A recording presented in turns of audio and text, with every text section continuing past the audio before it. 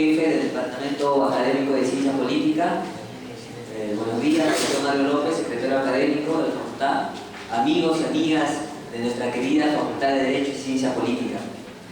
El día de hoy, el tercio estudiantil UNFB siglo XXI y la Escuela Profesional de Derecho se llenan de gran orgullo de inaugurar y realizar los jueves jurídicos políticos.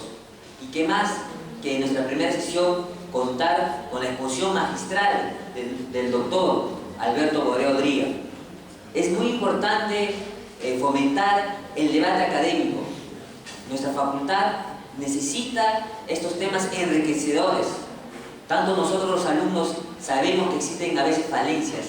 ¿Qué más que estos eventos académicos que nos llenan esas falencias que tal vez en clase no lo podamos complementar? Pero estos espacios académicos sirven para complementar el tema académico de nuestra formación. Este es un proceso de reconstrucción de nuestra facultad. Nosotros tenemos 8 meses en nuestra gestión democrática que fuimos elegidos en octubre. Por eso convocamos a todos los estudiantes de buen corazón que quieran sumarse a este proyecto de reconstruir académica e institucionalmente nuestra facultad. Hay avances significativos que son necesarios mencionar el día de hoy. Por ejemplo, esta es la revista de la universidad, que de noviembre la universidad está sacando. Ustedes dirán, ¿qué avance está haciendo la Facultad de Derecho? Estamos haciendo bastantes avances. Por ejemplo, en la primera página sale la realización del taller de ciencia política que realizamos conjuntamente con ustedes los meses de mayo, junio, hasta el martes 4 de julio. También sale el curso de especialización que realizamos con la Escuela Electoral del Jurado Nacional de Elecciones. Todos los eventos académicos sirven para posicionarnos dentro del mercado laboral como Facultad de Derecho y Ciencia Política. Ya no podemos más permitir que las universidades privadas nos ganen. Es necesario, con estos eventos académicos, con el debate académico, generar una posición dentro del mercado, que nuestra facultad tenga renombre para la sociedad.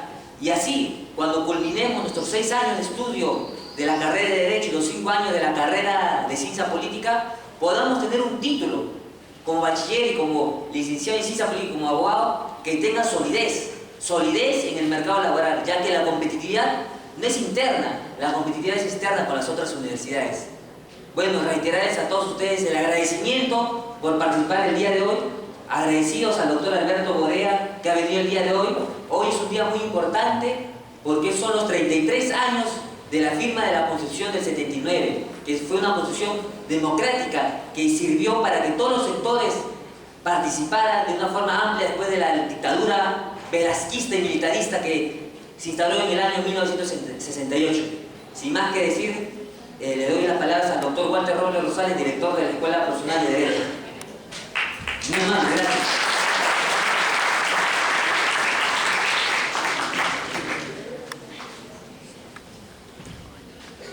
Doctor Alberto Borea Odría, distinguidos colegas que nos acompañan, jóvenes estudiantes. Para la Facultad de Derecho y Ciencia Política es un altísimo honor tener presente a un destacado abogado, estudioso del derecho constitucional y líder político del país, el doctor Alberto Borea Odría, quien por su destacada actuación en el Foro Nacional y en el liderazgo político sufrió persecución en los momentos más ominosos de la dictadura futbolista. Estuvo asilado en Costa Rica y luego regresó cuando las puertas democráticas del país se abrieron. Él es un amigo nuestro de larga data. Conocemos su fecunda trayectoria como estudioso en materia constitucional y además por su trabajo en investigaciones académicas sobre el tema y sobre todo por su limpia conducta política, por su trayectoria libérrima en la defensa del Estado social y democrático de derecho y por todas esas bondades y virtudes que él exhibe, que tenemos que recibirlo y recibamos un fuerte aplauso por tenerlo acá.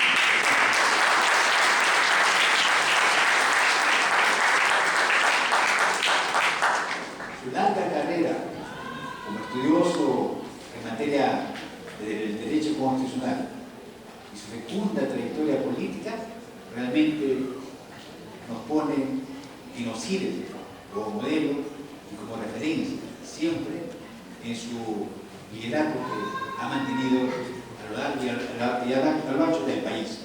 Por eso que creo que es necesario recalcar su trabajo en materia de investigación académica, que esta creo que también nos preocupa. Él ha publicado importantes libros como La difícil democracia en América Latina, Los elementos del Estado moderno, Evolución de las garantías constitucionales, Derecho y Estado de Derecho, Los años de lucha y la fuerza democrática. Hoy está abocado a sacar firmas en defensa de la democracia y para que la Constitución de 1979 vuelva, retorne y sobre esa base elaborar una nueva carta política que sea consensuada y que sea respaldada por todas las vertientes y fuerzas democráticas del país, tal como debe ser la elaboración de una carta política como ley suprema y ley más importante del país. Por eso, para nosotros, reitero, es un altísimo honor tener presente acá al doctor Alberto Correa Trilla y decirle que esta es su casa de estudio, que este es también un foro democrático y que nos tenga en cuenta para que en la defensa de la Constitución del 79 y en la defensa del Estado de Derecho, esta facultad también se coloque en primera línea de combate y de lucha por la defensa del Estado de Derecho. Muchas gracias.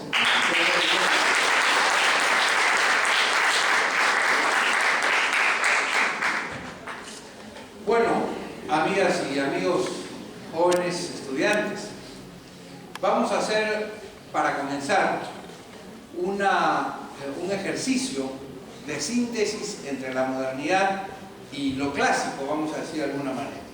Porque eso nos va a beneficiar a todos ahora. Díganme ustedes, ¿cuántos de ustedes tienen teléfono celular? Levanten la mano, ¿cuántos tienen? Levanten la mano, la verdad. Nada más que eso, ¿no tienen más? ¿Todos tienen teléfono celular? ¿Y todos lo tienen acá consigo o no lo tienen? Pero ese es un signo diferente. ¿Quiénes tienen el celular acá consigo? A ver, levanten la mano. Todos han traído su celular. Yo también he traído mi celular, acá está, ¿verdad? O sea, en eso las dos generaciones somos iguales. O sea, la de ustedes y la mía, muy bien. Pero ahora vamos a hacer un ejercicio. Ustedes han venido aquí porque tienen interés en escuchar lo que yo voy a decir, ¿verdad? Ok. Y yo he venido aquí porque tengo interés en decirles aquello que voy a expresarles. Entonces, para que esto se produzca sin interrupciones, todos ustedes me van a hacer el favor de hacer lo mismo que he hecho yo. Lo vamos a poner o en silencioso o lo vamos a apagar. Así que les ruego que procedan de esa manera.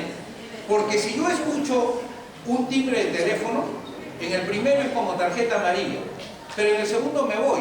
O sea, simplemente no sigo hablando. Yo no me molesto, me voy nada más. O sea, me voy. O sea, no me gusta que me interrumpan cuando hablo. Y entonces vamos todos, por favor, a apagar los teléfonos celulares o a ponerlos en silencioso y en consecuencia a no interrumpir al orador cuando habla. Porque como se dice en Sullana, ¿alguno de ustedes es de Piura? ¿Alguno de ustedes es de Piura? Ninguno de ustedes es de Piura, caramba. Bueno, en Sullana se señala un dicho bien interesante que dice: cuando un burro habla, los demás paramos las orejas. Muy bien, entonces como este burro va a hablar, yo les ruego que ustedes paren las orejas, ¿ya? Entonces, en ese sentido, vamos a entendernos en esta conferencia y vamos a mezclar la modernidad del celular con lo clásico que era que los alumnos escuchaban a los profesores. Punto 1. Punto 2. Yo les voy a pedir que en esta hora y cuarto que vamos a estar juntos, ustedes se concentren en lo que yo voy a decir y no me estén cuchicheando porque me distrae. Yo soy un profesor muy distraído y si empiezan a hablarse uno con el del costado, yo me voy a distraer y en consecuencia no voy a poder rendir todo lo que puedo rendir y que ustedes esperan que yo rinda, ¿no es verdad? Porque ustedes esperan que el profesor que ha venido aquí efectivamente haga algo importante. Ustedes dos que se están riendo, por ejemplo, tuve la chompa blanca y tuve la casaca medio ploma, ¿no es verdad? Me molesta cuando cuchichean, me molesta. ¿Ya? Entonces, esas son las reglas. Si no están de acuerdo, magnífico. Se paran y se van, yo no me voy a molestar. Yo nunca me voy a molestar. Pero si se van a parar e irse, por favor, paren si se van ahora. Tercera cosa, todos ustedes que están atrás, han llegado tarde, pero no porque quieran irse temprano, ¿no es verdad? Muy bien, entonces vengan para acá, todos, vengan. Todos los que están parados, vengan. Vengan, por favor, colóquense, siéntense. Todos.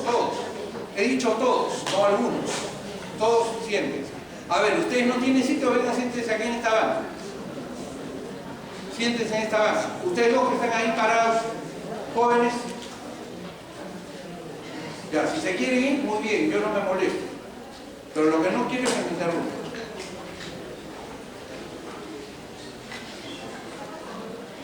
Ok, muy bien. Cuarto, si, a los chicos que están en la puerta, ustedes dos que están en la puerta, si alguien quiere entrar, que entre y directamente se pone aquí, se sienta aquí. O se sienta ahí, no hay ningún problema. Ya no inscriban a nadie, ya después van a inscribir, ¿ok? ¿Está claro ese tema? Muy bien, de frente los mandan para acá, no a que se queden parados ahí atrás, sino a que se sienten en algún lugar. Yo he venido N veces a este auditorio y siempre hemos tenido un comportamiento bueno entre el profesor y los alumnos. Siéntense ahí o siéntense aquí al borde del atrio, no importa. A ver, siéntate ahí, no pasa nada. Ok, bueno, entonces vamos a comenzar. En primer lugar, quiero agradecerle a Ricardo Bautista, a todo el grupo de estudios que con él trabaja, y por supuesto a mi amigo y colega, el doctor Walter Robles, por la gentileza de invitarme a participar con ustedes esta mañana en esta conversación. Por cierto, la presencia de Luz Aura Sáenz, es decana del Colegio de Abogados y además es Contralora General de la República, y a Marlene Olivares y a Mario López, ¿no es verdad?, por su presencia. Son profesores, ellos han estado conmigo en otras luchas, en la lucha del Foro Democrático. Yo quiero decirles que el Foro Universitario, que fue el brazo activo del Foro Democrático, nació en este mismo salón, o sea, aquí. Y de aquí salieron muchos de los jóvenes que conformaron el Foro Universitario. Dirigentes brillantes de la década de los 90 que hicieron posible que una dictadura se desmoronara a partir de un acto pacífico pero constante y perseverante, que fue el de la búsqueda, el de la procura de 1.250.000 firmas para que Fujimori no pretendiera que era válida su tercera elección, ni aún en los términos de su propia constitución. Y eso es algo que a ustedes, estudiantes de Villarreal, los tiene que llenar de orgullo y tienen que ser, vamos a decir de alguna manera, abanderados de esa herencia que ustedes recogieron de los estudiantes de aquel entonces, de Uriola, de Redul Sánchez, de una serie de estudiantes de aquí, de la Universidad Federico Villarreal. Pasen jóvenes, siéntense ahí o siéntense aquí, al pie, no hay ningún problema. Yo estoy contento de que así sea. Ahí cabe uno, aquí siéntese otro. O si quieres, siéntate ahí, agarras así, siéntate ahí. Ya está. Muy bien. Y ustedes que están atrás, de frente, le dicen, vayan, siéntense aquí al borde del auditorio. No hay ningún problema, ¿ya? ¿Ok? Sí. Bueno, muy bien. A ver, ¿cuántos de ustedes son alumnos de primero de Derecho? Levanten la mano. ¿Cuántos son alumnos de segundo de Derecho? ¿Cuántos de ustedes llevan Derecho Constitucional como curso? Derecho Constitucional, ¿cuántos llevan? ¿Solamente ustedes dos o tres? ¿Quiénes no llevan todavía Derecho Constitucional? A ver, levanten la mano, ¿quiénes no llevan Derecho Constitucional? Muy bien, la gran mayoría. Muy bien. No, eso es muy importante porque yo tengo que hablar a mi auditor.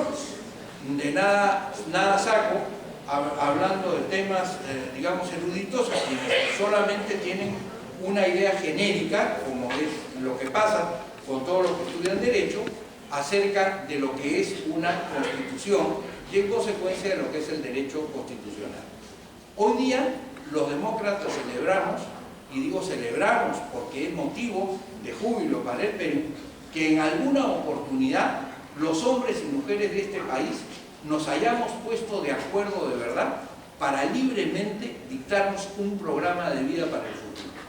Eso pasó entre 1978 y 1979, cuando se reunió en el local del Congreso de la República una asamblea constituyente, es decir, un grupo de personas se juntaron para pensar en cómo queríamos que fuera el Perú a futuro y decidimos libremente, y digo decidimos no porque yo hubiera sido constituyente, sino porque todos los peruanos estuvimos representados ahí a través de quienes elegimos, decidimos cómo quería que fuera el Perú de ahí adelante. Ese es un tema central, ese es un tema importante, ese es un tema que hay que celebrar. Ya hace 33 años, el peruano más notable de la República, Víctor Raúl Haya de la Torre, firmó esa Constitución y, digamos, le dio vida a una expectativa que los peruanos teníamos de saber cómo era que íbamos a lograr vivir en paz después de haber vivido durante décadas prácticamente desde el inicio de la República en una sucesión digamos, de dictaduras interrumpidas por algunos periodos de democracia, como decía Martín Adán, cuando en alguna oportunidad hay un, oye joven, ven tú de camisa de cuadros, estás ahí, te vas a cansar, ven, siéntate acá, ven, siéntate aquí, para que no te canses, ya está, muy bien. Todos ustedes que están parados atrás también pueden venir a sentarse acá, aquí. No, yo no tengo ningún inconveniente, hermano, no, ponte cómodo. Muy bien. Entonces, el tema está en que efectivamente con Haya de la Torre, con la constituyente que se convocó en aquella oportunidad, se reunieron libremente todos los pueblos del Perú y estuvieron representados por estas personas que se dedicaron durante un año a pensar cómo es que queremos que el Perú sea. Porque al final de cuentas, eso es una constitución. ¿Qué cosa es una constitución? Ustedes tienen una idea porque han entrado a derecho. Dicen que es la ley de leyes, es lo más importante, sobre eso se desarrolla el sistema jurídico del país. Y efectivamente, la constitución es como los planos de una casa. Es decir, la constitución es recogiendo las necesidades, los sentires, los anhelos de la familia, entonces dice, bueno, vamos a construir una casa. Si es una familia que tiene 10 hijos, lo más probable es que sus planos, ¿no es verdad?, recojan esa necesidad y hagan una casa con bastantes habitaciones, bastantes dormitorios, ¿no?, y un comedor grande, y traten eventualmente de poner un jardín o un espacio para que los chicos jueguen. Si es que la familia tiene un solo hijo, los planos van a ser distintos, ¿no es verdad? Van a ser diferentes. No necesitan 10 cuartos, no necesitan 15 baños, no necesitan una terraza inmensa. Basta con que tengan eventualmente 2 o 3 dormitorios y un jardín grande para sentarse ahí y el padre o los chicos a leer, a jugar, a lo que fuere, ¿no es verdad? Entonces, una constitución se construye sobre la base de las necesidades, de los sentires, de las aspiraciones que tiene una nación, igual que los planos de una casa se hacen sobre la base de lo que una familia quiere. Entonces, esta familia que se llama Perú se reúne en el año 1978 y decide que va a hacer los planos del Perú. Y lo decide libremente, sin imposiciones, porque efectivamente eso es lo que esa familia quiere, piensa y planea para el futuro. La Constitución siempre es política, y eso quiero decírselos a ustedes que van a estudiar Derecho Constitucional el próximo año, porque hay algunos que entienden o que creen o que dicen o que repiten que quienes de alguna manera hacen política, digamos, están un poco como interdictados, imposibilitados de hacer derecho científicamente, porque sostienen que en tanto que uno tiene opiniones partidarias u opiniones políticas, no puede hacer derecho constitucional, que supuestamente es una ciencia, ¿no es verdad?, digamos, que está por encima del bien y del mal. Para empezar ahí, quiero decirles lo que dice Hermann Heller en su famoso libro Teoría del Estado, que es que la ciencia, el derecho es una ciencia cultural, vale decir, es una ciencia que avanza en torno a la cultura, y la cultura avanza en torno a cómo el hombre se percibe a sí mismo. ¿Qué cosa es la cultura? La cultura es el desarrollo de las capacidades del ser humano. Una cosa son las ciencias exactas, como la matemática o la física o la química. Si ustedes ponen un agua, digamos, siempre va a hervir a los 100 grados, ¿no es verdad? Siempre va a hervir a los 100 grados, ese líquido se va a convertir en gas, se va a convertir en humo, se va a convertir va a cambiar su apariencia. Eso va a pasar siempre. Si nosotros dejamos que soltamos esto, se va a caer de todas maneras por imperio de la ley de la gravedad. Eso va a pasar de todas formas, a diferencia de lo que sucede en el derecho, que es una ciencia de la cultura, donde el cumplimiento de esa norma está atado o está vinculado, ¿no es verdad?, con el compromiso de la sociedad con hacer carne esa ley que nosotros hemos promulgado. Y por eso, para promulgar una ley, ustedes tienen que escuchar lo que dice la sociedad y tienen que canalizar lo que esa sociedad quiere. No se puede hacer una constitución ni se puede hacer una ley si es que no se entiende a la comunidad, si es que no se escucha a la comunidad y si es que no se le plantean a la comunidad, además, metas que sean eventualmente realizables. Por eso Aristóteles, que es uno de los autores que yo les recomiendo que a ustedes lean, y especialmente un libro básico que no sé si lo han leído en sus estudios generales, que se llama La ética a Nicómaco o la política. Aristóteles dice una frase que a mí me quedó grabada, dice muchísimas cosas que si ustedes las leen va a aparecerles que están viviendo hoy día y que lo que está diciendo Aristóteles podría haberlo escrito hoy el 12 de julio del 2012, ¿ya? Y no hace 2500 años. Pero hay una frase que es central para los estudiantes de Derecho y para quienes van a trabajar con las normas jurídicas, con la ciencia del derecho. Él dice, no siempre la ley más perfecta es la mejor ley. Fíjense lo que dice. No siempre la ley más perfecta es la mejor ley. ¿Por qué? Porque no se trata solo de una apreciación lógica, sino se trata fundamentalmente de una ciencia de la cultura, como les decía hace un momento. Y los pueblos no siempre reaccionan igual o no siempre tienen las mismas aspiraciones. Y en consecuencia hay que tener en cuenta qué cosa es lo que piensa cada comunidad y cómo podemos moldearla para poder llevarla hacia los ideales que el liderazgo de esa comunidad procura. Pero un líder, por mucho que tenga capacidad de conducir a la población, no puede torcer el sentido propio de la población. ¿Qué pasaría, por ejemplo, si hoy día un grupo de líderes musulmanes se instalara en el Perú, como pasa, por ejemplo, en Egipto, como ha sucedido, como sucede en los países árabes, y nos dice, a partir de hoy, el Perú va a ser una república islámica gobernada de acuerdo a la Sharia, ¿no es verdad? Bueno, lo más probable es que por mucho que ellos quieran que eso pase, eso no va a suceder. Y que esa norma va a ser rechazada. Y que ese poder en algún momento va a ser expectorado del mal. ¿Por qué?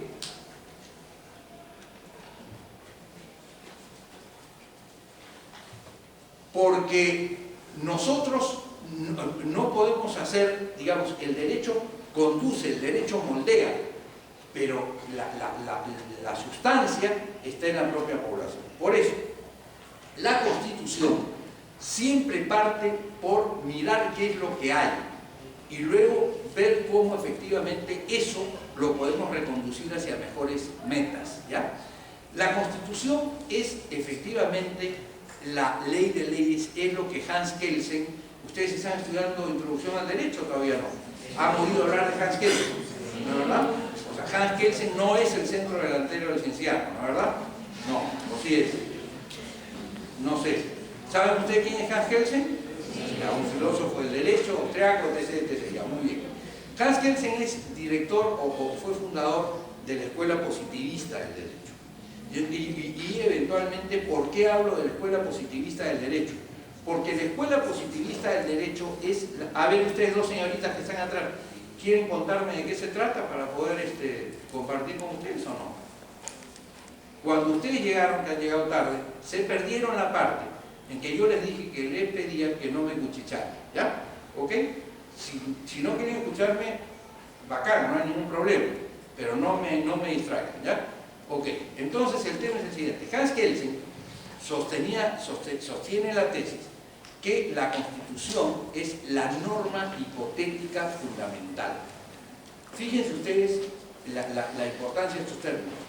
La norma hipotética fundamental.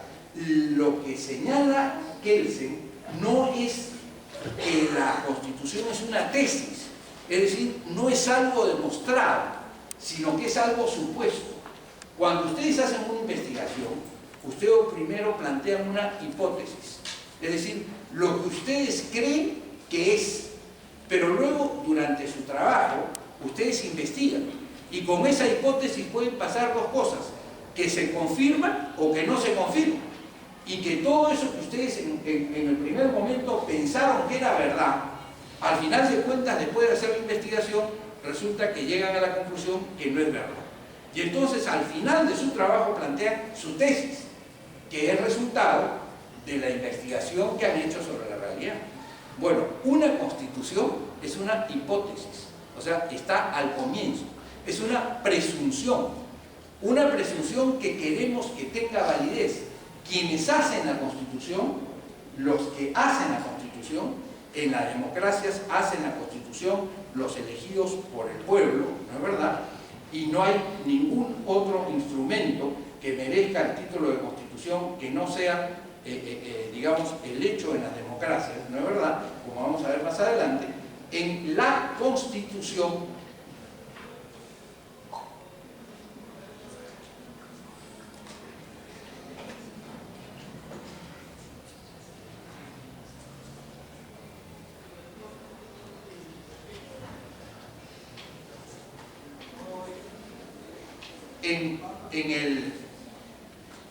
en la Constitución lo que se hace es una hipótesis de cualquier ley. Fíjense ustedes, supongamos que todos seamos constituyentes el día de hoy.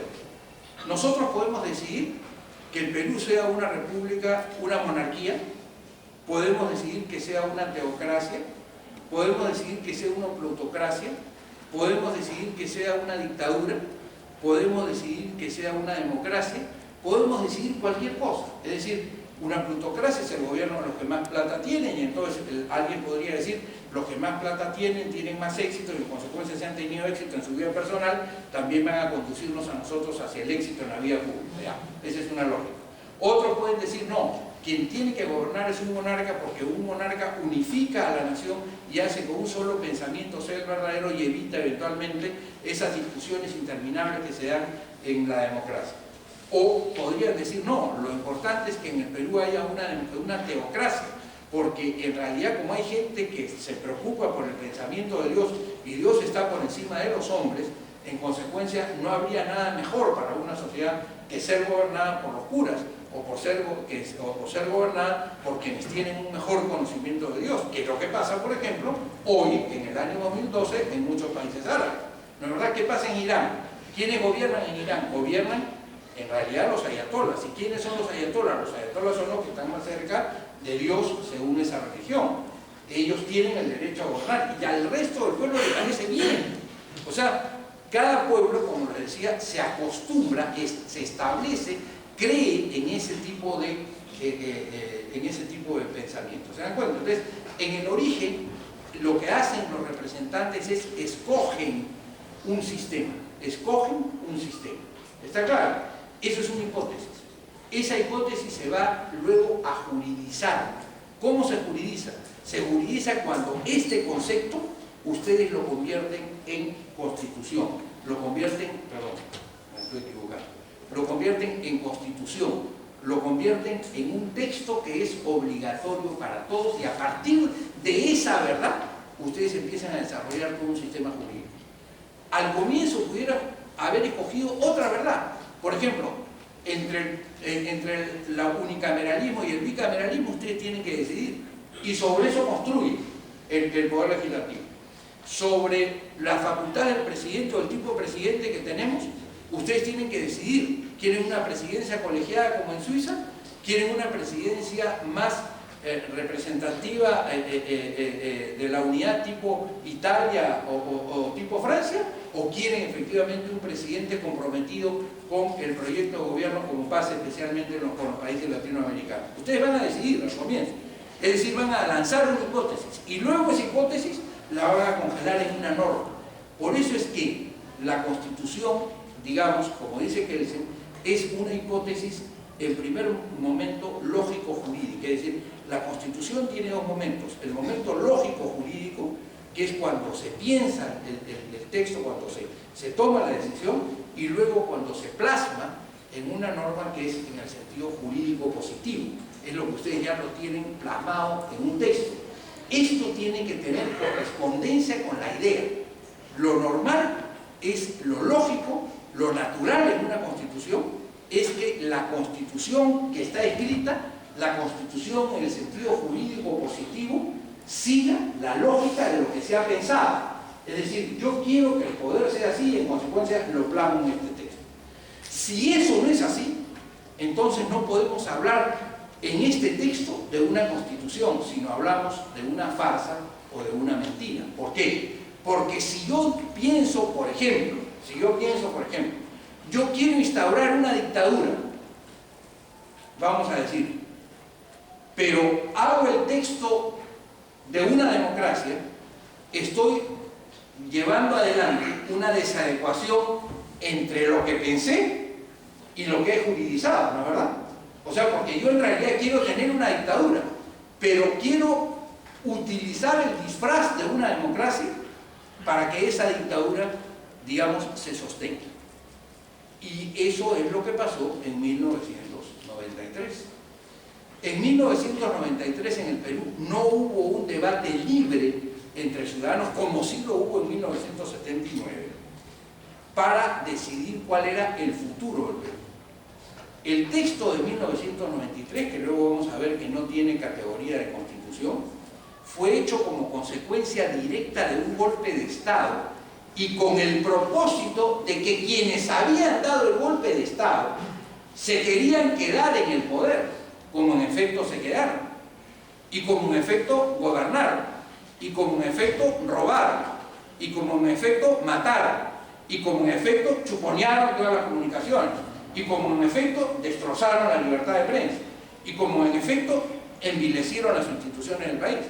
Es decir, ellos en 1992 hicieron un texto no para establecer qué es lo que los peruanos queremos, sino establecieron un texto donde parecía que decía lo que los peruanos queremos, pero con el propósito de hacer lo que ellos querían, que era quedarse en el poder.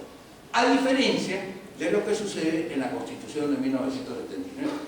En la Constitución de 1979, los militares que habían tomado el poder en 1968, luego de una huelga general que nunca ha habido de ese tamaño, una huelga en el Perú, que se llevó a cabo el 18 de julio, 18 y 19 de julio, si no me equivoco, de 1977, ustedes todavía no habían nacido, posiblemente la mayor parte de los que están acá. Ese día, imagínense que no fue a trabajar nadie. Nadie es nadie, o sea, nadie fue a trabajar. Y en consecuencia, los militares que gobernaban el Perú desde 1968 se dieron cuenta que contra la resistencia de todo un país no pueden gobernar. Y entonces Morales Bermúdez convoca a una asamblea constituyente para que el pueblo libremente elija a sus representantes y decida qué es lo que quiere para el futuro. Entonces, a diferencia de lo que sucede en 1993, en 1992, cuando los militares con Fujimori dan un golpe de Estado y quieren quedarse, y utilizan la Constitución para quedarse, es decir, para disfrazar su proyecto, en 1978-1979, los militares no solamente no quieren quedarse, quieren irse de todas maneras, no se quieren meter en el proceso político, se apartan del proceso político y le dicen a los civiles: nosotros fracasamos, decidan ustedes qué es el futuro. Entonces son dos realidades completamente diferentes, como ustedes comprenden, completamente diferentes. Ahora, ¿por qué un texto o una voluntad que evidentemente no es una voluntad democrática se viste de democrática? Porque si ustedes leen este texto de 1993, ustedes van a encontrar el Parlamento, el voto, la independencia de poderes, el Ministerio Público libre, en fin, van a encontrar posiblemente gran parte de lo que está en la Constitución del Perú de 1979. Si ustedes se dan el trabajo de analizar, y eso hizo Cucho Aya en un trabajo muy interesante, Agustín Aya, el 87.7% de la Constitución del 79 fue copiada por el texto del 93. Es decir, lo copiaron al pie de la letra. ¿Y qué cosa fue lo que cambiaron? Aquello que necesitaba el dictador para mantenerse en el poder. Por ejemplo, destrozó los derechos sociales y lo convirtió en aspiraciones del pueblo. Por ejemplo, angostó el tema del sistema económico del Perú y lo redujo simplemente a la opción neoliberal. Después vamos a hablar de eso. Por ejemplo, se liberó al presidente de controles que antes eran ejercidos por el Congreso. Por ejemplo, se catequizó, es decir, se volvió enano a una representación nacional que antes tenía un Senado de lujo que era contrapeso real al presidente de la República. Luego, en este Congreso, como ustedes se dan cuenta además, no hay ningún contrapeso al Poder Ejecutivo. Es decir, el Congreso, como tal, este Congreso unicameral, y no el Congreso de ahora, el Congreso de que fue unicameral, nunca fue un contrapeso real al Poder Ejecutivo. Cosa que no pasaba con el Senado de la República. En algún momento hablaremos del bicameralismo y del unicameralismo y conversaremos sobre eso. Pero fíjense ustedes la diferencia. Entonces, ¿por qué en este texto se sostiene en sentido jurídico positivo lo contrario a lo que se piensa en el sentido lógico jurídico? Porque, como dijo Manuel Moreira fue un personaje muy interesante del Perú del siglo pasado, un economista de primer nivel, fue presidente del Banco Central de Reserva, fue senador de la República. Y Manuel Moreira cede a la tentación de concurrir al CCD, al Congreso Constituyente Democrático, que iba a terminar con este producto. Y nosotros, quienes estábamos en las líneas democráticas, le decíamos: estás convalidando con tu presencia el acto de una dictadura. Es mejor que se quede como un acto de la dictadura y no que se pueda disfrazar de democracia. Y eso fue lo que le dijimos a los partidos que concurrieron, que eran los partidos menores en el sistema político peruano de entonces. Era el Partido Popular Cristiano, en el cual la mitad quiso ir y la mitad no quiso ir. Era en ese momento secretario general del Partido Popular Cristiano. Era el Grupo de Olivera, y cuando digo el Grupo de Olivera, digo el Grupo de Olivera porque para ser partido hay que tener ciertas características, ¿no es verdad? Y que él no las reunía, por cierto. Y los rezagos de la izquierda que quisieron colocarse luego de la derrota electoral del 90, especialmente PIS y sus adláteres, que llegaron a poner 4 miembros en esa suerte de asamblea constituyente, ¿ya? Entonces, ¿qué cosa es lo que dice Moreira? Moreira, en el medio de una discusión, se para y dice lo siguiente. Estaríamos a la mitad del proceso supuestamente constituyente, y dice: miren, en realidad esta constitución, dice, debería de tener solo 2 artículos. O sea, el sentido lógico jurídico de esta constitución son 2 artículos. Artículo primero: en el Perú se hace lo que a Fujimori le da la gana. Y artículo segundo: derógase todo artículo que se oponga al artículo primero. Porque eso era lo que en realidad querían los militares y Fujimori que llegaron al poder. No era un Estado democrático, con libertades, con separación de poder, y se lo voy a explicar en términos concretos. Ustedes están muy muchachos, pero los que son mayores acá se acordarán, por ejemplo, que las leyes no venían dictadas en el Congreso. Cuando a cada rato el Ejecutivo enviaba sus proyectos y les enviaba incluso a los parlamentarios, ¿no es verdad? Les enviaba unos papelitos que ellos separaban y leían. Nunca en el Congreso se había leído, nunca jamás. Walter había sido diputado, había sido diputado y senador, en fin, nunca se leía. Es decir, las personas hablaban de lo que sentían y de lo que creían. Bueno, se paraban a leer temblorosos un discurso que les habían preparado, ¿dónde? En el cine.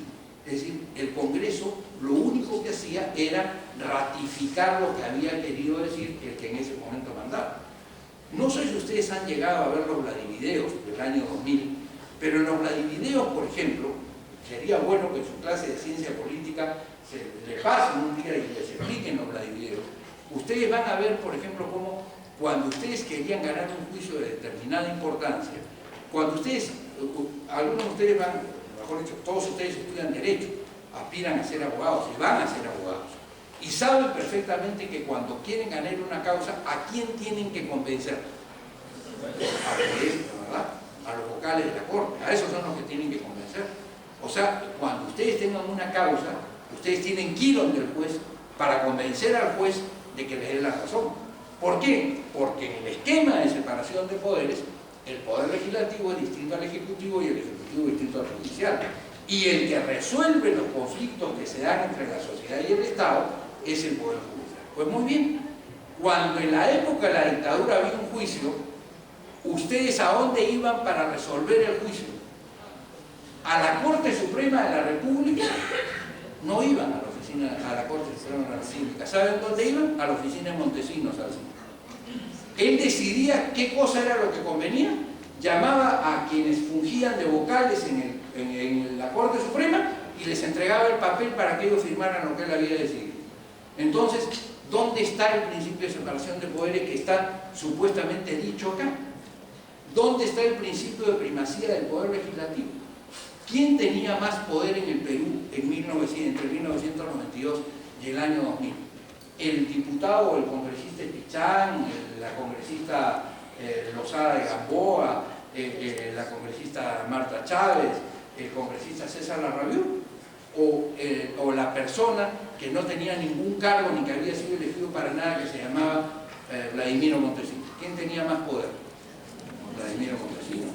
Entonces, ¿qué tiene que ver eso con esto? ¿Qué tiene que ver eso con lo que acá se dice? Esto en realidad no es una cosa, sino un embuste para que los peruanos nos adormeciéramos y creyéramos que efectivamente teníamos una constitución. ¿Por qué? Porque en el mundo moderno no hay ningún sistema que legitime mejor el poder que el sistema democrático. Fíjense lo que les digo, ninguno. Guglielmo Ferrero, que es un autor muy importante, y si ustedes algún día encuentran un libro de él que ya está agotado, que se llama El Poder, y no se los ofrezco porque yo lo leí, pero se lo presté a alguien y cometí el error de prestárselo a alguien porque no me lo devolvió, y no sé dónde está. Pero Guglielmo Ferrero dice en ese libro que se llama El Poder. De todas las diferencias que existen en una sociedad, la primera que se tiene que explicar es el por qué unos mandan y por qué otros obedecen. Porque si esa pregunta no está bien respondida, ese sistema político no se va a sostener. Si es que la sociedad no acepta que tiene que obedecer a alguien y que es justo obedecer a alguien, ese sistema político no se va a sostener. Y efectivamente, ustedes lo pueden ver, cuando en el mundo antiguo, en el mundo de los franceses, por ejemplo, se cansaron de obedecer al rey y pensaron que ya, ¿por qué vamos a obedecer a este tipo que se llama el rey? ¿Por qué vamos a obedecer a estos tipos que se dicen no, si son tan iguales como nosotros? Cuando se hizo esa pregunta, se empezó a caer el régimen monárquico hasta que terminó con la Revolución Francesa. ¿Se dan cuenta? Cuando los americanos en Estados Unidos, cuando los estadounidenses en Estados Unidos empezaron a preguntarse por qué tenemos que hacerle caso al rey Jorge de Inglaterra y nosotros no poner nuestros propios impuestos, ¿es justo acaso eso? No, no es justo. Ok, cuando dijeron no es justo, se acabó las colonias, empezó la Revolución Americana y terminó con el gobierno de los Estados Unidos. ¿Se dan ustedes cuenta? Cuando en el Perú nosotros dijimos, ¿y por qué vamos a obedecer al rey español si nosotros somos una nación? Se acabó España. Es decir, ¿por qué? Porque no se respondía adecuadamente a la pregunta de por qué unos mandan y otros obedecen.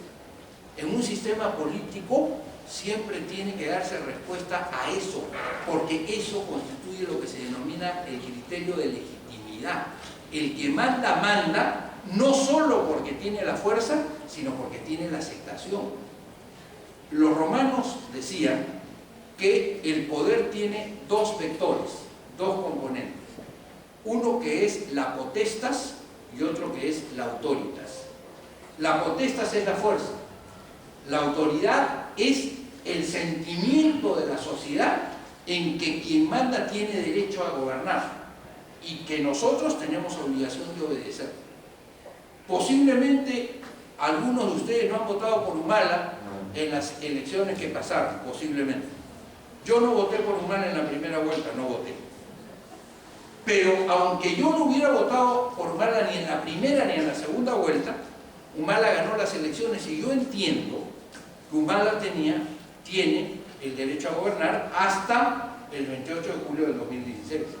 ¿Por qué? Porque la sociedad democráticamente lo eligió. O sea, yo creo en la legitimidad del gobierno de Ollanta y estoy dispuesto a defender la estabilidad del gobierno de Ollanta. Lo que no quiere decir que crea que todo lo que hace Ollanta está bien, es más, creo que bastante de lo que hace está mal, digamos, pero eso no cambia mi sentido, mi inteligencia en que efectivamente esa persona tiene que gobernar el país. Esté de acuerdo o no esté de acuerdo con él, tiene un derecho a gobernar. Pues muy bien, en la modernidad, en el sistema moderno, o sea, en la actualidad, el único sistema político que en el mundo occidental da una respuesta adecuada a esta pregunta es el de por qué nos mandan y por qué otros obedecen, es la democracia. No hay ningún otro. ¿Por qué? ¿Alguno de ustedes se considera inferior, o sea, menos que, inferior, se considera inferior que Ollanta Humala, o se considera inferior que Alan García, o se considera inferior a Keiko Fujimori, o se considera inferior a Alejandro Toledo? ¿Alguno de ustedes se considera inferior? No, no es verdad. O sea, el mundo occidental empezó a desarrollar desde los griegos, pero especialmente desde la aparición de Cristo y desde su mensaje, ¿no es verdad?, dos ideas centrales del ser humano: la libertad y la igualdad. O sea, el hombre es libre y el hombre es igual. Es decir, y en torno a esas dos ideas ha ido evolucionando el mundo. Y la democracia recoge estas dos ideas como gobierno: la libertad y la igualdad. Es decir, yo voto tan igual que Roque Benavides, que es dueño de Yanacocha, y voto tan igual que la persona que duerme porque no tiene casa al pie del monumento de la Plaza 2 de Mayo. O sea, hay un principio de igualdad. Yo tengo el derecho a educarme y él también tiene el derecho a educarse, porque tenemos el principio de igualdad, ¿no es verdad? Pero además no solamente eso, yo tengo derecho a decidir lo que a mí me parece correcto, lo que a mí me parece bueno. Eso es el principio de libertad. Aunque a Roque Benavides le parezca lo que le parezca, él puede decir lo que quiera. Ollanta Humala puede decir lo que le parece, que Keiko Fujimori lo que quiere. A mí no me interesa, yo digo lo que quiero, esa es mi libertad. Entonces, cuando no se entiende el principio de libertad y de igualdad, entonces la sociedad se molesta, la sociedad se fastidia, la sociedad se encabrita, la sociedad rechaza este tipo de gobierno. Por ejemplo, ¿no es verdad? En la dictadura, o perdón, en la monarquía, ¿se presentan los principios de libertad y de igualdad? ¿Se presenta el principio de libertad para toda la sociedad en una monarquía? No, porque el que dice una cosa contraria al rey, digamos, está sujeto eventualmente a sanciones. ¿Se plantea la igualdad? No, porque el rey es más que los demás. O sea, tan más que los demás que él manda porque es el rey. No porque nosotros le habríamos dicho que es el rey y que por lo tanto tiene que mandar. No, manda porque es el rey, porque le toca. ¿No es verdad? En una plutocracia, es decir, en un sistema donde se presente el gobierno de los más ricos, ¿somos todos iguales? No. Los más ricos pueden decidir lo que hacen los menos ricos. Entonces, somos desiguales con respecto al grupo que ejerce el poder. En una teocracia, ¿somos todos iguales? No, porque quienes tienen el derecho a mandar son los que están más cerca de Dios ¿no es verdad? O por lo menos que conocen más de las cosas de Dios. Los curas, los ayatolas, los frailes o lo que fuera, ¿no es verdad? ¿Ok? Entonces, ese principio, por ejemplo, fue superado hacia el siglo XV más o menos en historia del mundo occidental. Ese es un principio que no ha sido discernido todavía en el mundo árabe. O sea, en el mundo árabe todavía siguen creyendo en lo otro. Entonces, en la democracia, digamos, la democracia sí recoge los principios de igualdad y de libertad. Y si a nosotros nos quitan la libertad, si viene un gobernante y dice aquí se va a hacer lo que a mí me da la gana, ¿nosotros nos sentiríamos tranquilos? No, no es verdad. Nos rebelaríamos, porque se nos está quitando la libertad. Si viniera un gobernante y dijera yo voy a gobernar porque soy superior a ustedes y en consecuencia tengo el derecho a decidir qué es lo que se va a hacer en el Perú, ¿ustedes aceptarían eso? No, porque se está rompiendo el principio de igualdad. Entonces, el único sistema que recoge estas dos características que el ser humano ha encontrado como componente de su dignidad es el sistema democrático. Y es por eso que todos quienes llegan al poder de alguna manera dicen hoy que son demócratas. Es la democracia popular, la democracia directa, la democracia de participación plena, la democracia de acá, la democracia de allá. Todos son demócratas, aunque hagan lo que les da la gana. Pero todos se sostienen que son demócratas. ¿Por qué? Porque si sostuvieran lo contrario, el pueblo se rebelaría directamente, tendría una razón evidente para rebelarse contra ellos. De la otra forma, disfrazan el ejercicio de su poder. Está claro, con el cuento de la democracia. Y eso fue lo que pasó en el texto de 1993. Disfrazaron su verdadera intención, que fue mantenerse en el poder a como diera lugar, con un texto que parecía democrático. ¿Está claro? Entonces, esto fue lo que sucedió en el país durante todo ese tiempo. Y ustedes lo pueden ver en los ejemplos que les he puesto.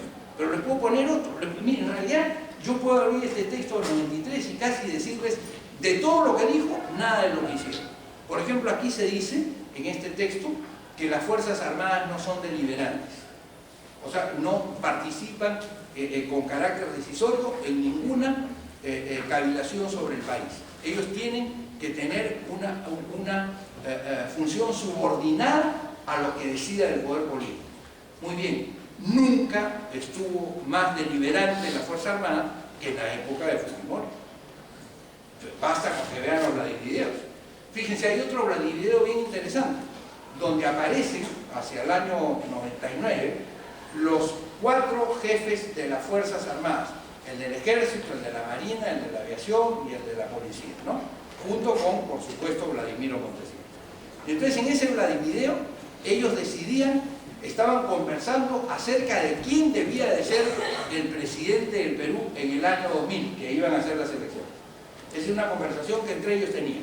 Y unos decían que debía de ser Boloña, otros que debía de ser Curi, otros que tenían que promocionar a Juan y otros a Pedro. Y otros decían que debían de insistir con Fujimori. Hasta que a uno de ellos, no recuerdo quién, le dijo una frase que en ese momento parecía chistosa, ¿no? Bueno, sí está muy bien eso, pero ¿y qué opinará el pueblo? Y entonces Montesinos le contesta, ¿y eso qué interesa? Si aquí los que sabemos lo que le conviene al Perú somos nosotros. Y en consecuencia, ese que nosotros decidamos acá entre los 5, ese va a ser el presidente del Perú. ¿Por qué? Porque le van a poner toda la plata, porque le van a poner toda la fuerza, porque le van a poner todo el fraude para que salga el presidente del Perú. Y así sucedió. ¿O no sucedió así en la elección del 2000? ¿Se dan ustedes cuenta? Entonces, ahí no había igualdad ninguna. Ahí las Fuerzas Armadas eran absolutamente deliberantes. O sea, decidían. Nosotros no contábamos. Dijéramos lo que dijéramos, ellos iban a hacer todo lo necesario para que fuera exactamente lo contrario. Entonces, ¿se dan ustedes cuenta cómo entre lo que dice este texto y la realidad hay una diferencia abismal? Hubo una diferencia abismal. Este texto fue hecho para adormecer al país. Ustedes van a estudiar, cuando sigan sus cursos de Derecho Constitucional, van a estudiar un autor muy importante que se llama Karl Lowenstein. Karl Lowenstein es un profesor alemán, que miren, ustedes saben que hay hoy día un programa de las Naciones Unidas, del PNUD, que ha consignado, que hoy día se hace por internet, creo que tienen más de 80.000 títulos, 80.000 libros, y siguen avanzando. Deben tener ahorita 80.000 fue el dato que yo tuve hace 6 meses, o sea que a la velocidad con que avanzan estas cosas, ahora deben haber por lo menos 160.000 libros, que están producidos en distintos idiomas. Y entonces, lo ideal sería, por supuesto, que pudieran comprar el libro en la librería. Está en Editorial Ariel, se llama Teoría de la Constitución, de Karl Rove, ¿no es verdad? Ok, en esta Teoría de la Constitución, pero si no, entren al programa y de repente ese libro está ahí y está traducido y ustedes se lo pueden bajar. O sea, y con eso pueden hacer con un montón de libros, ¿ya? Muy bien, pero este libro, Lowenstein en su tesis sostiene que los países, ya esa clasificación de constituciones rígidas, constituciones flexibles, constituciones originales, constituciones derivadas, no tiene ningún tipo de importancia. Que lo que importa es si esa constitución rige de verdad o no rige al país. Entonces habla de constituciones normativas, de constituciones nominales y de constituciones semánticas. Las normativas son aquellas en que lo que se dice en la Constitución va a ser obedecido por los actores políticos. Es decir, ningún actor político se le va a ocurrir hacer en materia política nada distinto de lo que dice la Constitución. Es decir, en los Estados Unidos a ninguna persona se le ocurre que puede llegar al poder si no es a través de las elecciones. Y que para eso tiene que participar en unas elecciones primarias de su partido, tiene que ganarlas y luego sacar más votos que el adversario, ¿no es verdad? Ok, ¿qué pasaría si en Estados Unidos algún general o algún comandante tipo Chávez, etcétera, ¿no es verdad? Dice, no, yo voy a dar un golpe de Estado y en consecuencia voy a votar al presidente Obama y me voy a poner yo o voy a poner a quien me da la gana. ¿Qué pasa si la gente del sistema se entera de eso? ¿Qué creen que pasaría con eso? A ver, ¿qué creen? ¿Qué pasaría? ¿No se les ocurre? ¿Ah? Escucha, ustedes son de bien poca imaginación. ¿Cómo es posible? A ver, ¿qué pasaría con ese tipo? A ver. No dura 24 horas. No dura 24 horas. ¿Por qué? Claro. ¿No, verdad? Lo encarcelan, ustedes dirían, lo encarcelan, lo liquidan, lo botan del país, cualquier cosa. ¿Saben lo que yo creo que pasaría? Lo mandarían al manicomio. Porque solamente a un loco en Estados Unidos se le puede ocurrir eso. O sea, mientras que en los países de constitución nominal, que es el caso del Perú, se dicta una norma con el propósito, estoy hablando de la Constitución del 79, no del texto del 93, con el propósito sano de cumplir. O sea, todos los actores políticos queremos cumplir con eso. Pero a veces hay una diferencia entre la realidad social, que era de la que hablaba al principio, y el texto político, que hace que ese tránsito no sea que ese aterrizaje no sea muy sano. Entonces hay diferencias entre una cosa y otra, ¿está claro? Entonces eso se llama constitución nominal.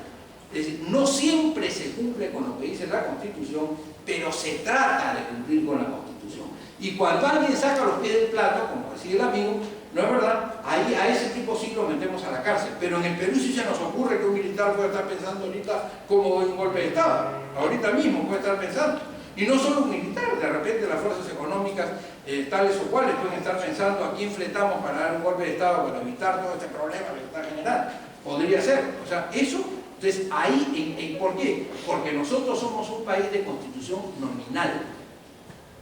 Pero hay otros países que son una suerte de países realmente opereta, que tienen lo que se denomina una constitución semántica, en donde a diferencia del modelo más desarrollado, que es la constitución normativa, en donde los actores políticos siguen las disposiciones de la Constitución, en el sistema que se denomina de constituciones semánticas, la Constitución sigue lo que quieren los actores políticos. Vale decir, si viene un tipejo que se hace del poder y dice yo voy a hacer esto, ¿qué es lo que hace a continuación? Llama a ese parlamento que él ha hecho elegir entre comillas y le dice ustedes tienen que cambiarme la Constitución para que esto que yo haya hecho sea convalidado. ¿No es verdad? O sea, no es que la política sigue a la norma, sino que la norma sigue a la política. ¿Me dejo entender? Está claro, ¿no? Entonces, eso sucede en los países de constitución semántica. En realidad, la ley no es sino simplemente una máscara, es simplemente un objeto de capricho de quien está en el poder. Eso es lo que ha pasado en la época de Fujimori con un agravante. Yo creo que más allá que la constitución semántica, ustedes van a encontrar, esto es lo que se podría denominar la constitución cínica. ¿Por qué? Porque ni siquiera, a diferencia de los dictadores africanos, aquí se daban el trabajo de modificar el texto, sino simplemente tenían su texto, hacían lo que le daba la gana en contra del texto y ni siquiera se preocupaban en modificarla. Aquí se decía, por ejemplo, que el Ministerio Público era autónomo, se decía. Y todos recordamos a la doctora Colán, que era una ficha del fujimorismo. Nunca estuvo más sometido el Ministerio Público al poder político, de tal manera que cuando el poder político le resultaba que Pérez era pesado porque estaba haciendo oposición al régimen, entonces ella le inventaba un juicio y le hacía una denuncia. Que por supuesto los jueces del sistema la amparaban de inmediato, ¿no es verdad? O si alguien era un dirigente social que estaba reclamando demasiado por los beneficios para su pueblo, lo acusaban de terruco. Y entonces le metían una denuncia al Ministerio Público y el tipo iba preso y a ver si se salvaba, ¿no es verdad? Entonces salían de eso. Muy bien. Entonces, ustedes ven que en este caso el texto constitucional decía algo que ya ni siquiera ellos se molestaban en modificar, porque hubieran podido decir, como dijo Velasco, o sea, Velasco puede haber tenido 1000 problemas. Yo luché con Walter, por supuesto, y quienes estábamos en época jóvenes, Lusaura todavía estaba muy pequeña, digamos, en ese momento, la verdad, pero quienes estábamos en ese momento activos, nacíamos a la vida política, teníamos 16, 17 años, nos enfrentábamos a la dictadura, ¿no es verdad? En ese momento. Y la combatimos durante todo el tiempo combatimos esa dictadura. Y entonces, sin embargo, la dictadura de Velasco frente a la de Fujimori tuvo una virtud: no engañó a nadie. En el artículo 5 del Estatuto del Gobierno Revolucionario decía lo siguiente: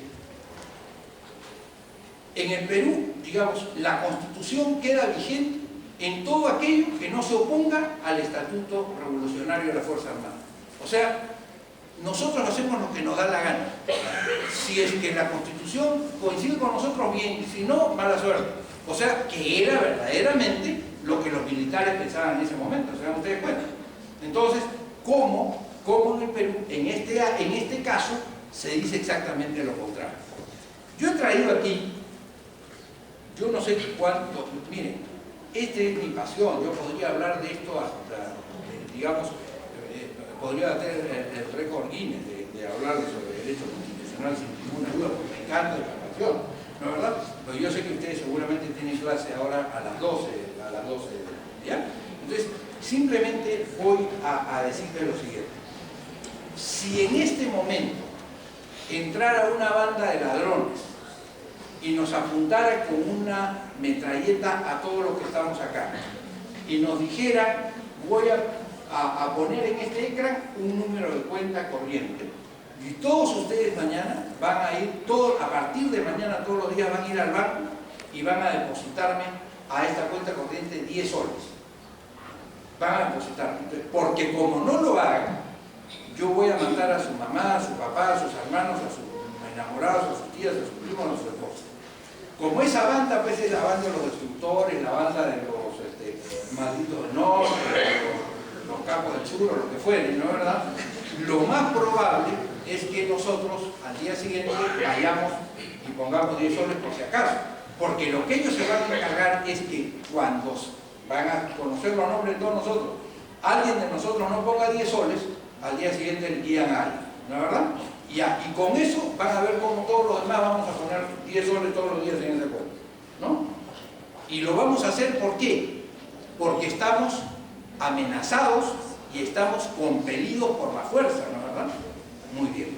Cuando Fujimori da, entre comillas, su constitución, la da por la fuerza, con el respaldo de los militares, y nos impone un texto que no era el querido por el país, tanto así que el doctor Juan Chávez Molina, que era miembro del Jurado Nacional de Elecciones en aquella época, tiene un libro en 3 tomos todavía, contando cómo fue todo el fraude, en donde supuestamente se aprobó en un referéndum, entre comillas, ese resultado de la Constitución. Fíjense una cosa, yo estaba exiliado, como ha recordado Walter, en Costa Rica en 1993, porque yo había participado con Jaime Salinas Sedó en el intento de insurgencia, en la insurgencia democrática para devolver al país a la democracia, ¿no es verdad?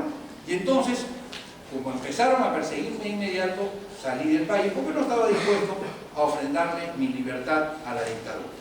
Y entonces, estando en Costa Rica, veía esta cadena sur, y entonces estaba mirando 3 de la tarde, estaba atento a ver qué había sucedido con el referéndum, y comienza a las 3 de la tarde el programa, ¿no es verdad?, el resultado de las elecciones, como pasa siempre. Primeras noticias, 60% a favor del sí, 40% a favor del no. Eso fue a las 4 de la tarde. 4 y cuarto, 58% a favor del sí, 42% a favor del no. 5 de la tarde, 55% a favor del sí, 45% a favor del no. Como iban llegando los resultados de provincias, iba creciendo el no e iba decreciendo el sí. A eso de las 5:30 de la tarde fue 51.5% a favor del sí, 48.5% a favor del no. ¿Saben lo que pasó a las 5:05 de la tarde? Todos se callaron y empezaron a pasar el pájaro loco, el pato Donald, el chavo del 8, lo que fue. Y después de 1 mes y medio nos dijeron, por si acaso, ya fue aprobado por referéndum el texto de 1993. Como ustedes comprenden, nadie serio puede tomarse en cuenta eso. Y basta con que ustedes lean la sentencia del Tribunal Constitucional sobre una acción de inconstitucionalidad que interpusimos en el año 2004, y donde ustedes pueden ver todos los considerandos, porque nosotros demandamos la inconstitucionalidad de la Constitución, que es un tema que algún día podremos hablar, ¿no?, de la denominada Constitución. Todos los considerandos llevan, si ustedes leen la sentencia de adelante para atrás, y no como la leemos los abogados, que normalmente leemos primero la parte resolutiva y después los fundamentos, si ustedes leen todo se van a dar cuenta, la demanda fue fundada. Pero cuando llegan al final, se quiebran los vocales del Tribunal Constitucional y dicen, está bien, esto no es lícito, no tiene legitimidad, digamos, no tiene categoría de constitución, etcétera, etcétera, pero eso lo tiene que declarar el Congreso. ¿No es verdad? O sea, en algún momento vamos a hablar de eso. O sea, pero este texto no tenía ninguna legitimidad, que es lo que quiero decir. Muy bien. Entonces, fíjense, volvamos al escenario que les había puesto. Vienen todos los ladrones y nos dicen, ustedes van a hacer esto. Todos nosotros vamos a obedecer porque es una cuestión de fuerza. Pero ¿qué pasa si a esos ladrones ya los capturaron hace 4 años, los han metido a la cárcel, están condenados a penas que van de 25 años, 15 años, 10 años, los han condenado por todos los delitos, ya no tienen ni un arma, no tienen nada? ¿Nosotros seguiríamos yendo a ponerle 10 soles en su cuenta corriente? No, porque ya no tenemos miedo, porque ya la fuerza no es un instrumento, un argumento. Dejaríamos de ponerle, ¿no es verdad? Seríamos medios tontos si siguiéramos yendo a ponerle 10 soles. Muy bien. En el Perú pasó lo mismo en el sistema constitucional. Vino esa banda armada y tramposa de Fujimori, nos impuso un texto y hasta hoy lo seguimos obedeciendo como si los tipos estuvieran libres y tuvieran poder. Es decir, seguimos obedeciendo las leyes de la dictadura. ¿En qué cabeza cabe que una democracia puede seguir las leyes de una dictadura? ¿Saben en qué cabeza cabe? En la cabeza de los grandes intereses económicos del país, que no quieren que se toque ni con el pétalo de una rosa el capítulo económico. Si ustedes le dijeran, miren, vamos a tocar todo, pero no tocamos el capítulo económico, le dirían, qué bien, que cambien lo que le da la gana. ¿Se da acuerdo? Entonces, ese es el gran reto que tenemos ahora. Volver a un texto que no tiene, digamos, ustedes dirán, pero la Constitución del 79 es antigua. La Constitución del 79 fue hecha el 79, pero recoge los principios esenciales del constitucionalismo moderno, toditos. Tiene un amplio margen en el sistema económico. Ellos dicen, los amantes de la dictadura dicen, con la Constitución del 93 el Perú alcanzó su desarrollo. Mentira, no es verdad. Yo le pedí a un estudiante, a un recién egresado de la Universidad de Ica, que es un magnífico investigador que se llama Luis Gutiérrez Turillas, que me hiciera un análisis de lo que decía la Constitución de España, la Constitución de Italia, la Constitución de Costa Rica, la Constitución de Colombia y la Constitución de Chile, y que me la comparara con el texto del 93 y con la Constitución del 79. ¿Por qué le dije eso? Porque todos esos países han desarrollado económicamente. Entonces le dije, estos países han desarrollado con esta Constitución que se parece más a cuál. Y hasta la de Chile se parece más, la de Chile de Pinochet se parece más a la Constitución del 79 que al documento del 93. O sea que no es verdad que para desarrollar económicamente hay que hacer un modelo como el que hizo Fujimori. No es verdad. Y dicen además, pero en la década, con esa Constitución del 79, el Perú se retrasó económicamente. Eso sí es cierto, pero no por la Constitución del 79, sino se retrasó por dos cosas: por el fenómeno del terrorismo, que fue atroz para el país, y por el desastroso gobierno de Alan García. Es decir, Alan García hacía puré cualquier constitución. Es decir, Alan García gobernaba con la Constitución de Estados Unidos que se hizo en 1787, y esa Constitución tendríamos que cambiarla hoy día si se fuera el criterio, porque la había hecho polvo. Nunca hubo en el Perú democrático peor gobierno que el gobierno de Alan García en los primeros 5 años que gobernó. Nunca. En consecuencia, ¿no es verdad? Ese no es un argumento. Entonces, ¿qué es lo que tenemos que hacer? Este texto constitucional tenemos que modernizarlo, pero no podemos hacerle el homenaje a un dictador que pisoteó nuestros derechos, de establecer que su texto vale en una democracia y que su texto valió. En consecuencia, ¿qué es lo que nosotros estamos planteando? Nosotros planteamos que el Congreso recoja una iniciativa ciudadana, para lo cual ya hemos recogido 100.000 firmas, ¿no es verdad?, y discuta la reforma del sistema constitucional a partir de la Constitución del 79. Pero yo les voy a pedir, así como los he pedido que lean alguna otra cosa, les voy a pedir que ahora en la tarde, o más tarde cuando entren al internet, busquen en Google Constituciones del Perú.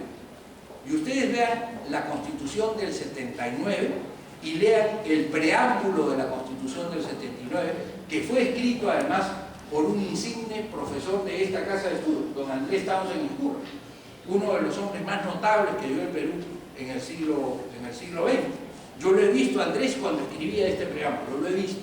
O sea, lo he visto en su casa y estábamos conversando y él iba escribiendo el preámbulo de la Constitución de 1979 con las ideas que habían nacido, por supuesto, del debate que había habido en la Asamblea Constituyente, ¿no verdad?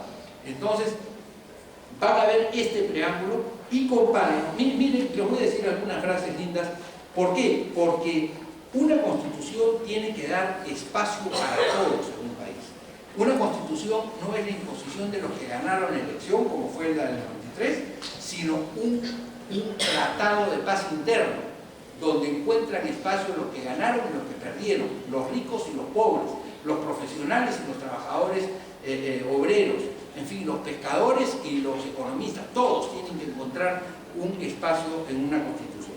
Fíjense ustedes lo que dice el preámbulo de esta Constitución, que ustedes lo van a leer con calma en la noche. Nosotros, creyentes en la primacía de la persona humana y en que todos los hombres iguales en dignidad, lo que les hablaba hace un momento, tienen derechos de validez universal anteriores y superiores al Estado. Esta declaración cambia el constitucionalismo peruano, fíjense lo que les digo, porque hasta la Constitución del 33, de 1933, se entendía que el Estado estaba por encima de la persona. En la Constitución del 79 se pone a la persona por encima del Estado. Este es un cambio de Ptolomeo a Copérnico en el derecho constitucional, ¿ya? Bueno, sigue diciendo, por ejemplo, decididos a promover la creación de una sociedad justa, libre y culta, sin explotados ni explotadores, exenta de toda discriminación por razones de sexo, raza, credo, condición social, donde la economía esté al servicio del hombre y no al servicio de la economía. O sea, la recusación tanto del sistema neoliberal despiadado como del sistema marxista, ¿me dejo entender? O sea, la opción peruana, que es la opción de centro, que es la que hay que escuchar, me dejo entender que es la opción de que queremos avanzar, pero no necesitamos no necesitamos ni sangre ni caos para avanzar, pero que tampoco queremos quedarnos en una zona solo para quienes estuvieron más privilegiados, ¿me dejo entender? Bueno, entonces comparen este texto con todas estas declaraciones tan importantes, ¿no es verdad? Y compárenlos con el preámbulo del documento de 1993. Acá está el preámbulo del documento del 93. Este es, ¿ya? O sea, entonces ustedes se van a dar cuenta que esto no tiene nada que ver con lo que es una constitución. Lástima que se nos va el tiempo, porque si no hubiera podido explicarles cómo es que esto no tiene categoría de constitución. Y se me ha ido el tiempo porque siendo ustedes alumnos de primer año, la mayoría, o de segundo, y que no han llevado todavía derecho constitucional, hemos tenido que hablar sobre los fundamentos para que ustedes puedan a partir de ahí construir su propio pensamiento, ¿no es verdad? Pero yo les quiero decir una cosa: si yo les digo que esto es una computadora, una cibercomputadora, ¿ustedes qué me dirían? Que no es una cibercomputadora, ¿no? ¿Cómo se llama esto? Reloj. Muy bien. Entonces, ¿por qué se llama reloj? Se llama reloj porque responde a la idea de lo que es un reloj. Un instrumento que hace que nosotros que corra el tiempo o que marque el tiempo que está corriendo de acuerdo a una convención etc. Esto es un reloj, ¿no, verdad? No es una cibercomputadora. Muy bien, entonces si yo les digo que esto es una cibercomputadora, insisto en que esto es una cibercomputadora, ustedes me dirán, esta persona está loca o es medio idiota, ¿no, verdad? Una de las dos. Esto no tiene categoría de constitución, aunque lo llamen constitución. Es decir, cuando llaman a esto constitución, lo que hay que decirles es: ¿qué constitución, hermano? Lo hizo el pueblo, limita el poder, los que estaban en el gobierno se comprometieron a conseguirla, porque para que haya una constitución, dice por ejemplo Konrad Hessen, que es otro de los importantes profesores de Derecho Constitucional, tiene que haber voluntad de constitución. ¿Y qué significa eso? Que quienes están en el poder se comprometan con el cumplimiento de la Constitución. Y eso no se comprometieron los últimos. Entonces fíjense ustedes cómo estamos en la paradoja de haber aceptado como hombres libres que viniera un tipo, nos impusiera un texto y nosotros lo sigamos obedeciendo. Entonces estamos planteando que el Congreso vuelva a revisar la realidad constitucional y sobre la base de la Constitución del 79, modificando la Constitución del 79, una vez que lleguemos a los acuerdos necesarios, se declara la nulidad de este texto y se pone nuevamente en vigencia, como establece el artículo 307 de esta Constitución, la Constitución de 1979. Porque si no es así, hay quienes dicen hay que ir a una nueva constituyente. ¿Para qué? ¿Qué es lo que vamos a cambiar de esencial en la nueva Constitución? El principio de separación de poderes, el principio de libertad, el principio económico que ya está establecido pluralmente en la Constitución del 79, el Estado constitucional de derecho. Es decir, las grandes decisiones ya fueron tomadas por la Constitución del 79. Entonces, lo que tenemos que hacer es, con el menor caos posible, hacer el mejor resultado jurídico posible, porque además, si es que el Perú regresa, retoma, reforma y promulga nuevamente la Constitución del 79, habremos logrado algo que no ha logrado sino Guatemala en el mundo, que es que la Constitución se imponga frente a la fuerza.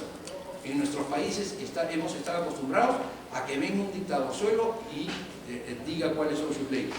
En el Perú, ¿no es verdad? Podemos hacer lo contrario. Podemos hacer que el derecho venza al instrumento de la fuerza, que fue ese texto del 93. Porque en el Perú ha habido, si no me equivoco, 12 constituciones y el texto del 93. Algunos la llaman constitución. Entonces, nosotros no podemos aceptar, porque si nosotros hacemos una nueva constitución, estamos aceptando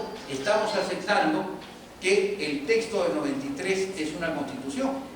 Y eso no tiene sentido. Estaríamos haciendo un homenaje innecesario a un dictador. Entonces lo que tenemos que hacer es, el Perú tiene 12 constituciones y se declara la nulidad de este texto, punto, se le borra de la historia constitucional del país. Eso tiene que pasar. Si somos un pueblo con las agallas que tiene que tener un país para desarrollarse, Entonces, bueno, creo que tenemos que ir hacia eso. ¿Está claro? Entonces, esa es la propuesta que tenemos, que lo haga este Congreso. Además, y cuando digo que lo haga este Congreso, ustedes dirán, sí, pero allá hay fulano, tal, el robapollo, el comecable, etcétera, etcétera, ¿no? Ese es el Perú. Algún día hablaremos de la importancia de cómo los congresos reflejan de alguna manera su pueblo, ¿ya? Y cómo la democracia no es igual a la sofocracia.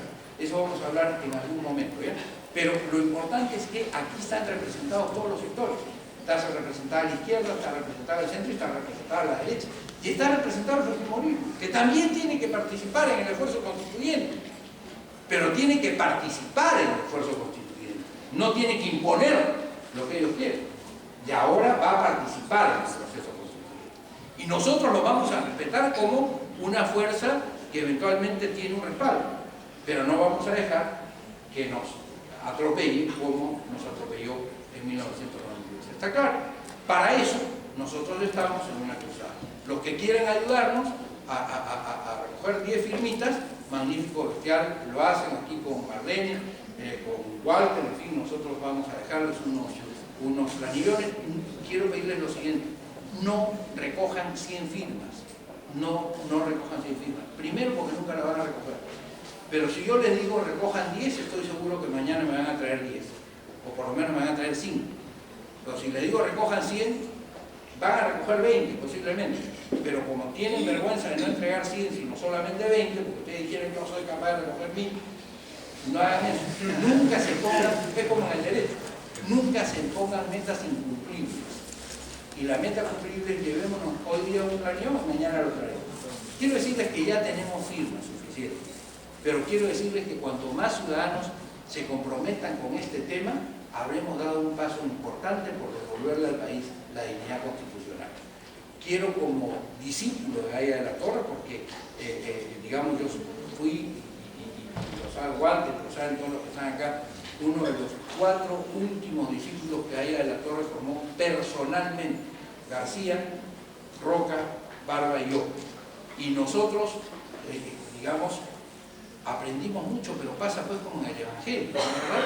Cuando el Señor tira la semilla, a veces cae encima del camino y nos fructifica, a veces cae en terreno lleno de zarzas, y entonces lo coge, ¿no? ¿Verdad? A veces cae en terreno árido y a veces cae en terreno fértil, ¿no? ¿Verdad? Yo espero que en mi caso haya caído en terreno fértil, porque ya he visto que en el caso de alguna persona más grande que yo, no es verdad, ha caído entre las zarzas y las riquezas lo han atenazado. Así que bueno, vamos entonces en este proyecto. Les agradezco que me hayan hecho el honor, Ricardo, de igual.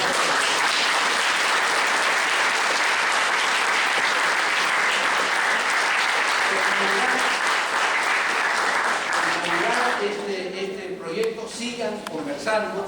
La Villarreal siempre, y miren lo que les digo, siempre fue una usina, una fábrica de producción de gente comprometida con la realidad. Así que sigan esa tradición y eventualmente, pues nada, díganle ahí, Charito se va a poner en la puerta, que recoja cada uno su planillo, y mañana, no, todavía no estamos terminando, les estoy diciendo nada más de eso, ¿ya? Les estoy diciendo que mañana, de verdad les pido eso por favor, tráiganme las firmas que tengan, aunque sea solo la de ustedes. O sea, tienen un planillón con una firma, me la traen, dice responsable de página, ahí ponen ustedes, ponen su huella digital y una firma más, la suya. No importa, eso es preferible a cero, ¿me dejo entender?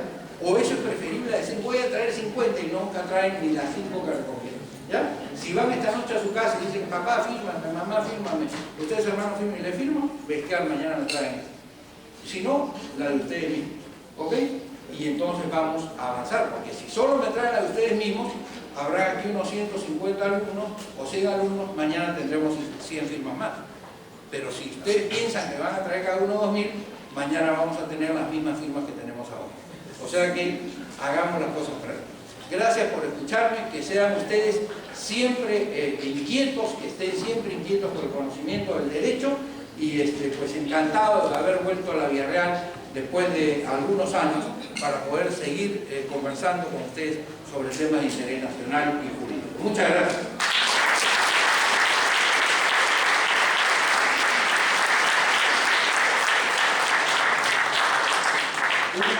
antes de darle la palabra a Luis Áureo Sánchez, voy a hacer una propaganda. Quienes quieran escuchar esta noche en un espacio que inauguramos que se llama A Plaza Llena, en el canal 11, pues a las 10 de la noche voy a hablar sobre la Constitución del 79. Así que eso es. Muchas gracias. Apreciado amigo Alberto Odría, distinguidos miembros de la mesa, queridos alumnos. Esta mañana hemos hecho un alto en nuestras actividades académicas para escucharlo al doctor Odría. Y lamentablemente no sabía, pero apenas me enteré que venía, estuvimos presentes aquí con mis alumnos de Derecho Constitucional. Habrán ustedes confirmado una vez más por qué razones el doctor Odría, que es un luchador permanente político para que haya la democracia, para que haya la soberanía popular en el país, el respeto a los derechos fundamentales y sobre todo su lucha tenaz de que este documento del año 93 no tiene el rango de constitución y le ha llamado siempre, y eso ha pasado ya en la historia, que es un documento fujimorista del año 93, hecho para perpetuar la dictadura, para comenzar una dictadura y no, a diferencia de las otras constituciones que siempre han sido dictadas después que los gobernantes de facto, generalmente militares, hayan demostrado al pueblo que no tenían capacidad de gobernar y el pueblo se levantaba y lo rechazaba y para finalizar convocaban a una constituyente. Entonces las constituciones, las 11 constituciones anteriores han sido para terminar dictaduras y esta fue para sentarse en el poder, mandar, robar y hacer toda clase de tropelías y sobre todo quitarle la moral, la ética, la capacidad de refutar, la capacidad de criticar y tornarlo totalmente pasivo, tornarlo silencioso al pueblo. Pueblo no informado, pueblo que no está consciente de lo que va ocurriendo en la realidad, eso es como consecuencia de la dictadura, muchas veces puede mantenerse en la indiferencia. Pero en medio de todo eso ha habido siempre una voz, que es la voz de Alberto Odría, en contra de este documento del 93, que de verdad, por dignidad, y eso lo he dicho siempre en mis clases, mis alumnos son testigos, debe ser sustituido. Si no es como una asamblea constituyente, que lo haga el Congreso. En realidad, en mi concepto, quien debió haber hecho todos estos cambios era el presidente de transición, que para eso, después de largas dictaduras, hay el gobierno transitorio, que estaba en manos del doctor Paniagua. Y lamentablemente no lo hizo. Yo fui una de las primeras en solicitarle que una vez convocara y se sustituyera, que pidiera el Congreso, pero era un Congreso digitado también, ¿no? Entonces no podía haber sustituido el documento del 93, conforme le llama el doctor Odría, por la Constitución del 79. Pero esa Constitución del 79 tiene todo el derecho de regir nuevamente, porque ahí hay una cláusula pétrea fundamental de que esa Constitución nunca dejará de regir si ha sido sometida por caminos y por métodos que no dice la propia Constitución, y esa es la realidad. Entonces esperamos, apoyemos esta moción tan importante, este movimiento, que yo estoy escuchando también a nivel de los congresistas, que cabal conciencia de que debe sustituirse esta Constitución, porque lo único que favorece es a las transnacionales, a las grandes potencias extranjeras, para que vengan acá y se enriquezcan. Siempre he dicho que esta Constitución rige solo porque no quieren cambiar el artículo 62 y siguientes, la Constitución sobre el régimen económico. Por tanto, hay que apoyar este movimiento, es un liderazgo importante y el doctor Odría es ampliamente reconocido nacional e internacionalmente. Tenemos mucho gusto, mucho afecto, con afecto lo hemos recibido, lo hemos escuchado con gran atención y habrá quedado claro de por qué este documento del 93 no es constitución ni tampoco responde al clamor, a las esperanzas, a las ilusiones, a las necesidades del pueblo peruano. Una constitución debe calzar el pueblo, debe vestirse el pueblo, debe ceñirse el pueblo en la sien y en la esperanza de que se cumpla, de que todo cuanto dice una constitución, que se realice y que tenga eficacia, que en este caso no es así. Recuerdo claramente, ustedes tal vez estaban muy jóvenes o muy niños, que Fujimori salía a la televisión a decir: todavía no le podemos dar autonomía al Poder Judicial.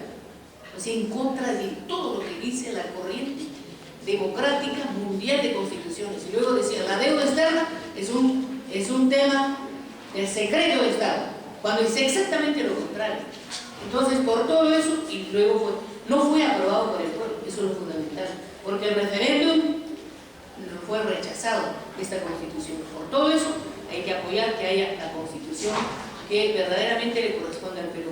Una vez más agradecemos y felicitamos a Alberto Borea por su presencia y por esa tenacidad y esa fuerza y esa entrega de su vida para convencer, para aclarar las mentes y sobre todo los jóvenes que tanto necesitan de un pensamiento maduro, de una voz que siempre sea un respaldo, porque todos necesitamos de un ángel de la guarda en todos los temas y en todos los campos. Que haya eso, hay que acoger y es totalmente sensato. No es nada descabellado ni es hacer política barata. Es exactamente lo que necesita el Perú, por dignidad. Entonces, muchas gracias por todo esto, Alberto, y hasta luego.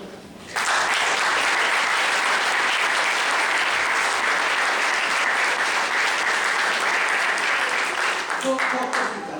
Miren, yo hice una cosa virtual que se llama la Escuela Libre de Derecho y Política, que en realidad trata de promover entre la gente la lectura de cosas interesantes. Si ustedes se inscriben, me escriben a mi correo, que es Alberto Borea Odría, mi nombre, @gmail.com. Una vez a la semana les va a llegar una lectura de 20-25 páginas de libros que normalmente no hay en el Perú y que se refieren a temas de derecho constitucional o de política. Y la idea es que ustedes los lean para elevar el nivel de debate que hay en el país, ¿ya? Entonces, mi correo es, otra vez, le digo, Alberto Borea Odría, que es mi nombre, @gmail.com.